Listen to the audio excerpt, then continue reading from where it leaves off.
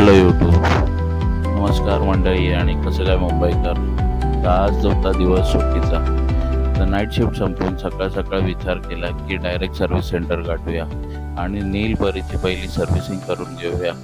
अशाच प्रकारे आपण डायरेक्ट गेलो सर्व्हिस सेंटरला आणि सकाळच्या 9च्या दरम्यान आपण कांदिवलीचं सर्व्हिस सेंटर गाठलं, कारण का मालाड आणि गोरेगाव सर्व्हिस सेंटर बंद होते आणि 9:15 ते 10:30 पर्यंत त्यांची मीटिंग चालू होती. त्याच्यामुळे काय आपलं गाडीचं सर्व्हिसिंग झालं नाही.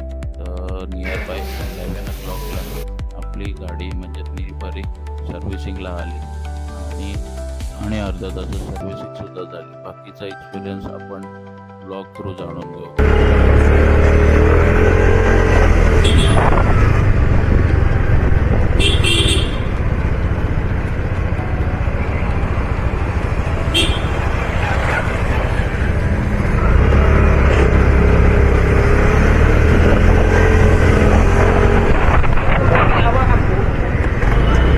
तर नमस्कार मित्रांनो,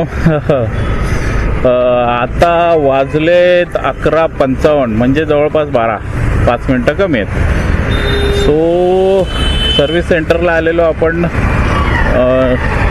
9 वाजता. 9:16ला आपली गाडी घेतली आणि 12 वाजता आपल्याला रिटर्न भेटते मित्रांनो. हे TVS शोरूमचं बोलतोय. TVS सर्व्हिस सेंटरचं काय म्हणतात ते,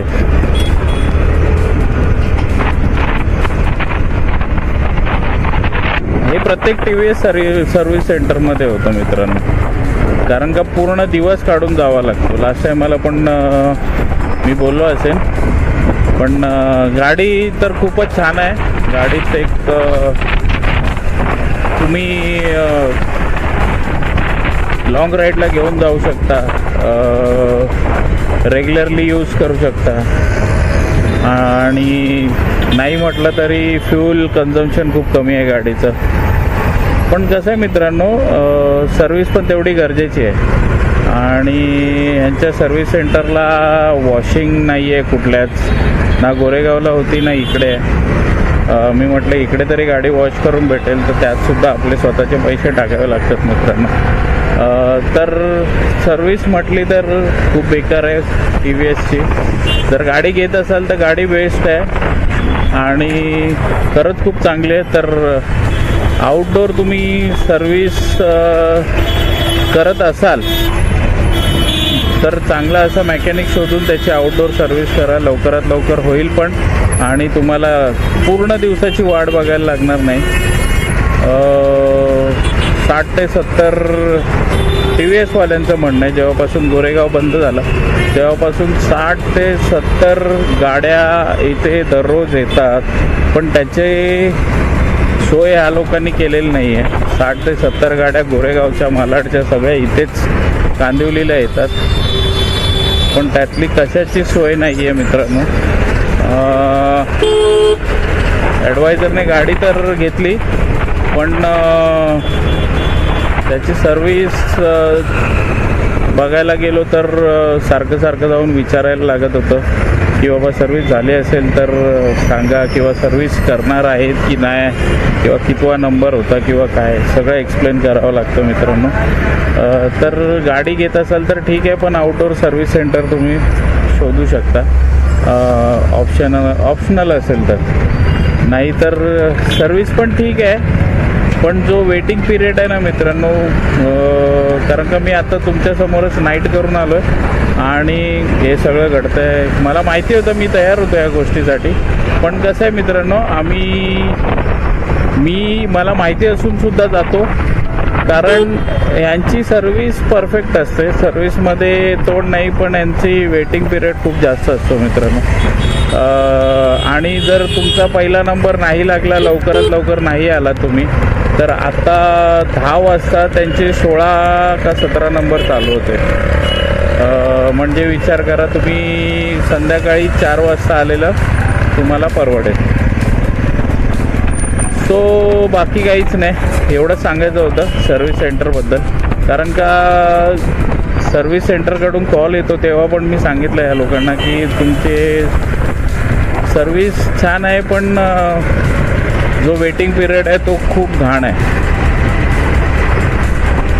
खूप खूप मोठा वेटिंग पिरियड असतो.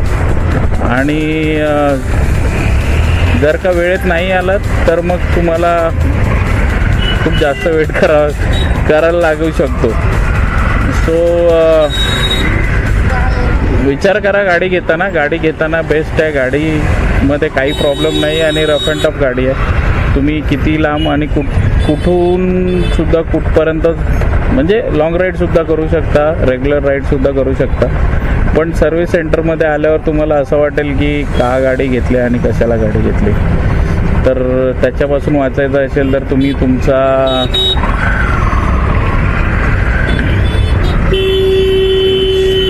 सर्व्हिसवाला चेंज करायला लागेल. तर TVS वाले जर तुम्ही ऐकत असाल, मी हा व्हिडिओ टाकणारच आहे, एडिट करून टाकेन मे बी. पण जर का मी हा व्हिडिओ टाकत असेल तर प्लीज तुम्ही लक्ष द्या याच्यावर.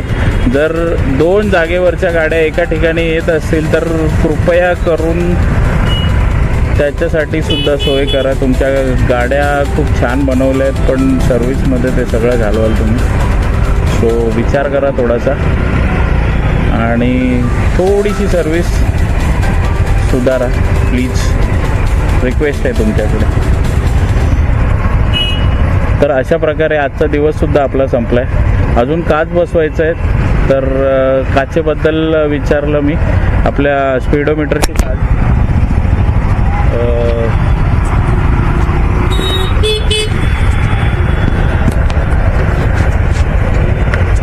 स्पीडोमीटरची काच मित्रांनो तुटलेली होती, पण यांच्याकडे ती अवेलेबल नाही. आता ती अवेलेबल करायला आपल्याला अजून 2-3 दिवस जातील. त्याच्यामुळे मी म्हटलं की मी बाहेरूनच बसवून घेतो. माझी गाडी मला द्या आणि मला जाऊ द्या. जे काय बिल असेल ते सांगा, मी भरायला तयार आहे. आणि बिल भरून मी आत्ता 12 वाजता बाहेर आलो आहे. 9:30ला गेलेलो. तर बस आजचा दिवस संपला. जर ब्लॉग आवडला असेल तर नक्की लाईक करा आणि तुमच्या काही गोष्टी जर तुमच्यासाठी महत्त्वाच्या असतील तर त्या तुम्ही नक्कीच घ्या. आणि नहीं आप जाइए. अरे आप जाइए यार. हे बघा हे पापाजी ती घाई करतात, म्हणून मी म्हटलं जाऊ बाबा आपल्याला कुठे घाई आहे. तर ब्लॉगची एंडिंग करतो मित्रांनो. आवडला असेल तर नक्की लाईक करा आणि जर नवीन विजिटर असाल तर सबस्क्राईब करायला विसरू नका आणि लाईक करायला विसरू नका. आणि जास्त आवडला असेल ब्लॉग किंवा इन्फॉर्मेटिव्ह असेल तर तुम्ही शेअरसुद्धा करू शकता तुमच्या मित्रांना, तुमच्या कलिग्सला, तुमच्या रिलेटिव्सला तुम्ही ह्या गोष्टी शेअर करू शकता. तर पुन्हा भेटूया नवीन ब्लॉगमध्ये.